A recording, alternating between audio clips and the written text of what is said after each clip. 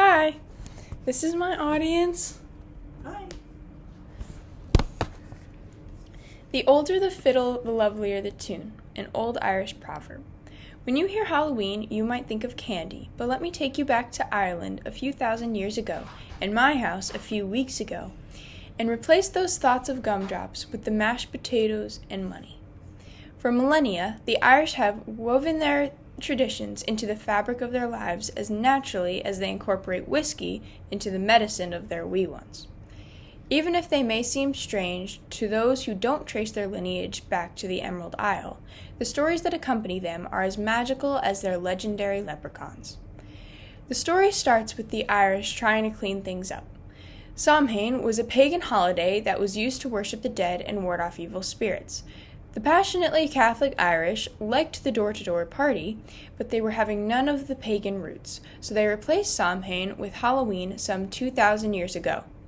Halloween was celebrated as a festival to conclude the harvest and celebrate the new year. In Ireland at this time, the new year began on November 1st. About a thousand years later, Christians created a holiday called All Saints' Day, celebrated to this day by Roman Catholics and some other Christians to remember the saints known and unknown. They had this in protest of Samhain and Halloween. Even though Samhain was replaced by Halloween, some people still believed it was an evil day because it was on the same day as Samhain, but that's another story. Back to the mashed potatoes and money. The story started when Halloween first became a holiday many years ago. At the festival, all of the unmarried Irish lasses would be sent into the fields blindfolded to pick cabbage. The cabbage was used to make a dish called calcanon, and a ring was put in the dish. The word calcanon comes from the Gaelic term calcinan, which means white-headed cabbage. The calcanon was divided among the women, and whoever got the plate with the ring would be the next to marry. When the ring was found, the rest of the cabbage dish was eaten, except the last bite, which was put into a stocking and hung on the front door the following day. The first man to take the stocking inside to the woman with the ring was to be the man the woman would marry. The Irish also ate calcanon on St. Brigid's Day. But on this day, they would add potatoes and sometimes kale or herbs to make it taste better. They did not add these things on Halloween because they would simply pick the cabbage and make the dish quickly.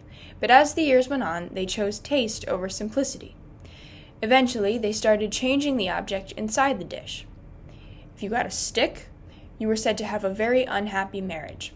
If you got a rag, then you would be poor. But if you got a coin, then you were to have many years of luck and wealth in your future. This tradition was so big in Ireland that they even made up songs about the calcanon. I am a daughter of Ireland, and my gran saw to it that our family carried on this tradition. Like her mother before her, she would make mashed potatoes with coins in them on Halloween. This turned out to be the easiest way to get me to eat vegetables as a kid, but they were served with an ample supply of candy on the side. In February, God decided to take Gran and decided that she would be serving up her Irish traditions in heaven from now on. While losing my gran is unspeakably painful for me, still, my memories and the traditions of her people and mine that I will carry on with my children and my grandchildren will keep her ever close. Thankfully, some traditions gone the way of the dodo bird. I'm glad my feet were never bound and I wasn't kidnapped in order to be a bride. I do not have to marry the first lad to grab the cabbage off my door in the aftermath of a ring search cabbage fest. But most traditions being richness to our lives and bind us with something tangible to the past we won't otherwise encounter this side of eternity. The transmission of customs or beliefs passed down from generation to generation. That is tradition. If your family has traditions that they've let slip, I encourage you to bring them back. The older the fiddle, the lovelier the tune. If it weren't for our ancestors, we simply wouldn't be, so let us remember. And if you happen to be in upstate New York on Halloween, stop over. There will be plenty of potatoes. As my gran always said, make sure there's an extra potato for the pot.